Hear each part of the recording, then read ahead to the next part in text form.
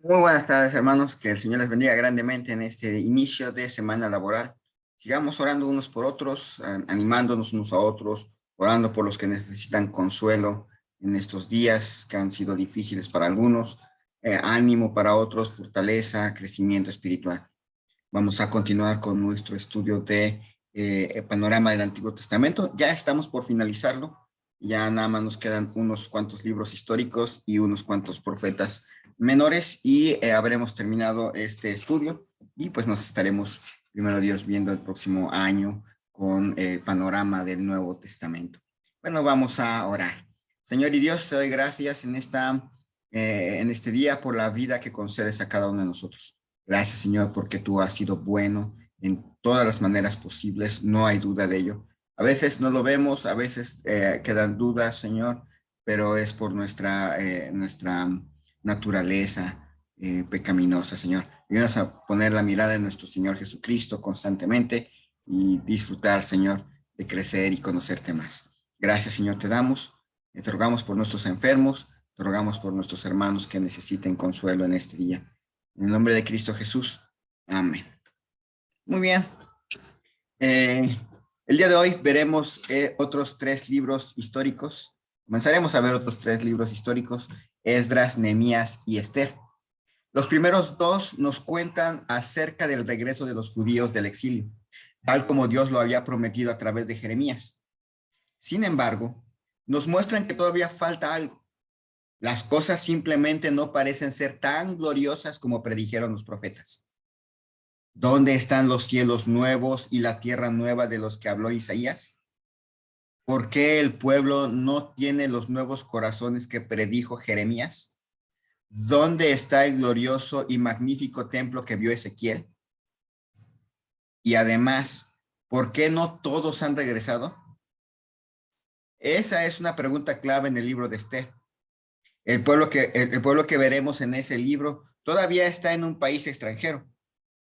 Entonces, después del exilio, algunas cosas son tal como se predijo y se prometió, pero muchas de las promesas de Dios aún no se han cumplido.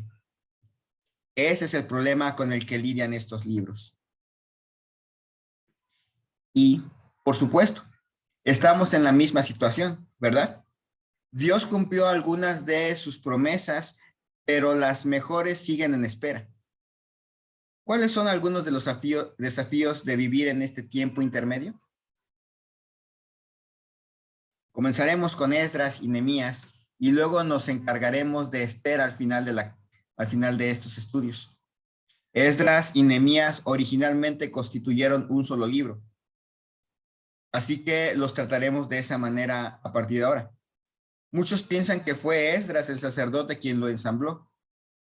La historia registrada en Esdras y Nehemías se extiende desde el momento en que los judíos comenzaron a regresar a Jerusalén, en el año 538 a.C., hasta un siglo después de ese primer regreso.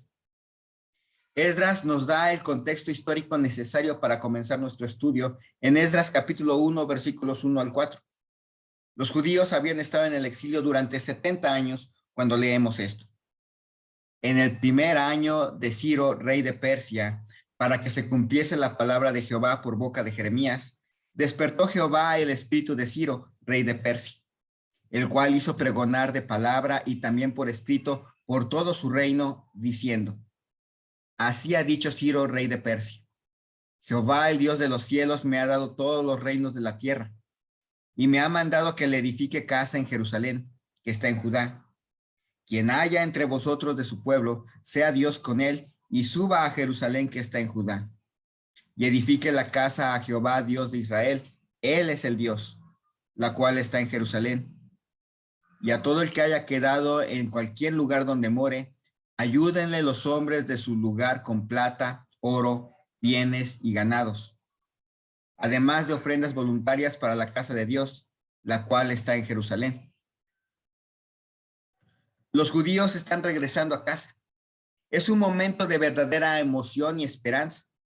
Se lee en el Salmo 126 durante este momento: cuando Jehová hiciere volver la cautividad de Sión, seremos como los que sueñan. Entonces nuestra boca se llenará de risa y nuestra lengua de alabanza. Entonces dirán entre las naciones, grandes cosas ha hecho Jehová con estos. Grandes cosas ha hecho Jehová con nosotros. Estaremos alegres. El contexto histórico redentor es claro. Después del trauma del exilio, se le recuerda al pueblo que Dios sigue siendo fiel a sus promesas milenarias. La nación ha sido resucitada y el pacto mosaico restablecido. Pero el nuevo pacto aún no está aquí y el reino final de Dios todavía está en el futuro. En cambio, la nación posexílica es simplemente un modelo más terrenal del gran trabajo de Dios que está por venir. Resumamos Esdras, Nehemías así. Dios está renovando el pacto al restaurar a su pueblo, el templo, la adoración verdadera y Jerusalén. Pero no es el final y no cumple todas las grandes profecías. Por tanto, su pueblo todavía mira hacia el futuro. El regreso del exilio es emocionante, pero no fue todo lo que se esperaba que fuera. Estamos de regreso en la tierra, pero no en los cielos nuevos y en la nueva tierra. En cambio, tenemos una especie de exilio en la tierra, como vimos la semana pasada en Crónicas. Algunas personas tienen corazones nuevos, pero no todos. Y tenemos un templo nuevo, pero no es una representación gloriosa. Todo deja al lector deseando algo más, pensando que debe haber algo más por venir. Pensando en Daniel, los 70 años han terminado, así que el exilio físico ya ha terminado. Pero los 77 hasta que llegue el Mesías apenas han comenzado y así el exilio espiritual continúa. Pasemos ahora por Esdras y Nehemías y señalaré algunos textos que muestran claramente algunos temas cruciales y a medida que avanzamos también te contaré la cronología de todo lo que está sucediendo. Lo que es importante notar acerca del comienzo del libro es el enfoque en la fidelidad de Dios a sus promesas. ¿Recuerdas lo que acabamos de leer en Esdras capítulo 1, versículo 1? ¿Captaste esa referencia a Jeremías? Jeremías había profetizado que el exilio solamente duraría 70 años, tal como se prometió. 70 años después, Dios movió el corazón de Ciro para permitir que los judíos regresaran a casa. También vemos en el versículo 5 que Dios movió los corazones del pueblo para que salieran. Dice, entonces se levantaron los jefes de las casas paternas de Judá y de Benjamín, y los sacerdotes y levitas, todos aquellos cuyo espíritu despertó Dios para subir a edificar la casa de Jehová, la cual está en Jerusalén. Dios estaba completamente detrás de esta restauración. Luego, Dios provee, pieza por pieza, todo lo que el pueblo necesita para reedificar su comunidad. Para empezar, leemos en versículo 7 del capítulo 1. El rey Ciro sacó los utensilios de la casa de Jehová que Nabucodonosor había sacado de Jerusalén y los había puesto en la casa de sus dioses. Esto no era poca cosa. Probablemente incluía el altar de oro, la mesa de oro, los candelabros de oro, las copas de oro y los enormes pilares de bronce, los soportes y los lavabos tan grandes que no podían pesarse, como se describe en Primera de Reyes capítulo 7. Esta era una enorme riqueza, eran insustituibles y Dios los había devuelto milagrosamente al pueblo para que puedan reinstituir la correcta adoración en el templo. Más adelante, en el capítulo 2, versículo 2, vemos a un hombre llamado Zorobabel. Lo que llama la atención acerca de él es que pertenece al linaje real de David.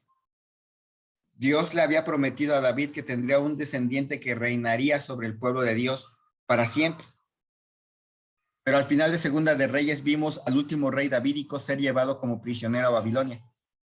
Entonces, el hecho de que este hombre esté llevando al pueblo de Dios de regreso a la tierra prometida significa que Dios todavía está comprometido con sus promesas del pacto. Otra figura significativa también en el versículo 2 es Jesúa. Algunas traducciones pueden llamarle Josué. Notarás en el versículo 40 de este pasaje que él es levita, lo que significa que junto con el linaje de los reyes, el linaje de los sacerdotes también está siendo restaurado. como leemos en Levítico, son los sacerdotes quienes tienen sacrificios expiatorios y quienes hacen sacrificios expiatorios y conducen al pueblo a la adoración. Así, la restauración del sacerdocio es fundamental para restaurar al pueblo a una relación correcta con Dios. Por supuesto, también sabemos que este sacerdocio necesariamente apunta hacia un sacerdote mayor que vendrá porque la sangre de toros y cabras nunca puede quitar el pecado.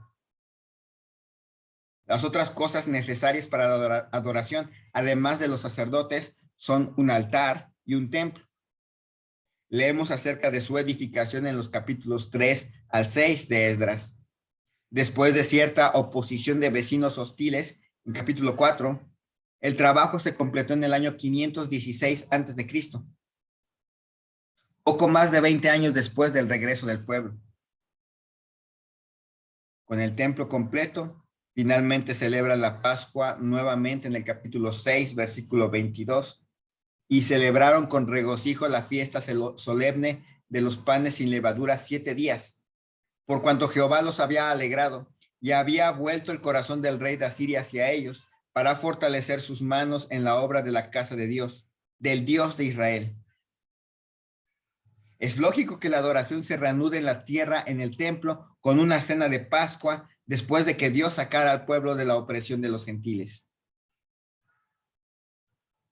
Pero no todo está bien. Mira el capítulo 3, versículos 7 al 12.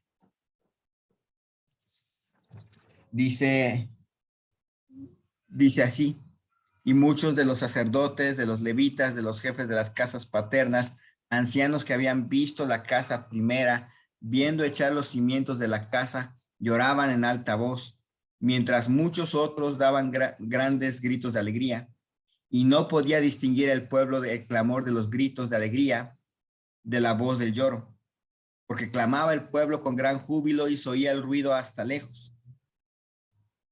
El templo significaba mucho, como ya hemos discutido, pero algunos podrían recordar cómo era el primer templo.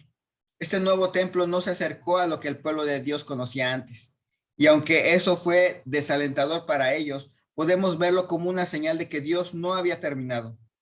Todavía tenía cosas más grandes por venir.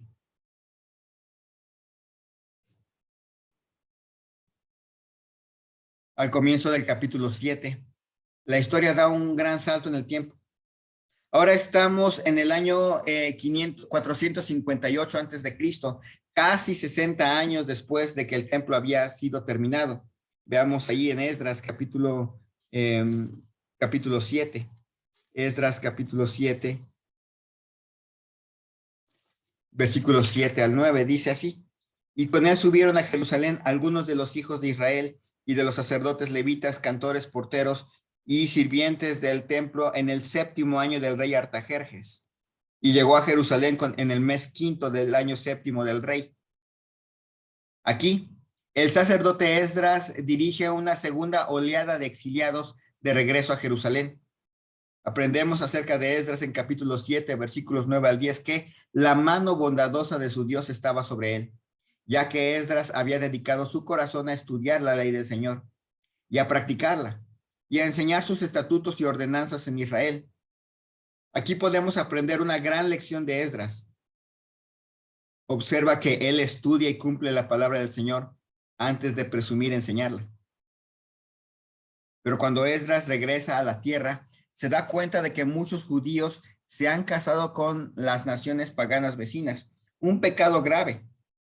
Leemos en capítulo 9, versículos 1 y 2, el pueblo de Israel y los sacerdotes y levitas no se han separado de los pueblos de las tierras, de los cananeos, heteos, fereceos, jebuseos, amonitas, moabitas, egipcios y amorreos, y hacen conforme a sus abominaciones, porque han tomado de las hijas de ellos para sí y para sus hijos, y el linaje santo ha sido mezclado con los pueblos de las tierras, y la mano de los príncipes y de los gobernadores ha sido la primera en cometer este pecado. ¿Notaste esta referencia al linaje santo? Literalmente esa palabra para linaje es simiente. ¿Recuerdan la promesa de Dios en Génesis 3:15? De que levantaría una simiente para aplastar la cabeza de la serpiente. Israel fue el portador de la promesa de la simiente. Si se integraban a la cultura pagana y abandonaban su relación única con el Dios verdadero, estaban en riesgo de perder la promesa. Si Satanás no puede matar al pueblo de Dios a través del exilio, en su lugar tratará de corromperlos. Entonces, ¿qué ocurre? Esdras ora en capítulo 9, versículos 6 al 15, reconociendo el pecado del pueblo y la santidad de Dios. Observa la gravedad de la confesión de Esdras y que también él entiende las consecuencias del pecado. Oh Jehová, Dios de Israel, tú eres justo, puesto que hemos quedado un remanente que ha escapado como en este día. Henos aquí delante de ti en nuestros delitos, porque no es posible estar en tu presencia a causa de esto. Y en versículo 15. En el capítulo 10, el pueblo se arrepiente y es más que el simple reconocimiento del pecado o sentirse mal. Toman medidas para deshacer su pecado, para restaurar el comportamiento correcto hacia Dios. Trabajan para volver a separarse de las naciones circundantes. La lección principal es que mientras los exiliados han regresado y reconstruido el templo, Dios aún no ha completado su plan de salvación. Ve la oración de Esdras en capítulo 9, versículo 8.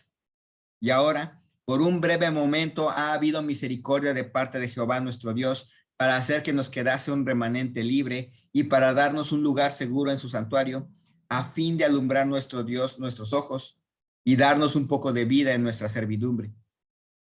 El remanente ha regresado, pero es solo un pequeño revivir de la esclavitud. Todo nos hace decir, esto no puede ser todo, debe haber más por venir. Oremos. Señor y Dios, agradecemos en esta tarde por la vida que nos concedes. Gracias, Señor, por tu misericordia y gracias por darnos esperanza, por saber que, en primer lugar, Cristo ya vino y murió y resucitó y nos ha dado vida eterna. Pero aún quedan muchas cosas por venir, cosas gloriosas, cosas en las cuales podemos siempre alabar tu nombre. Gracias, Señor, porque esperamos esos días. Bendice a cada uno de nosotros.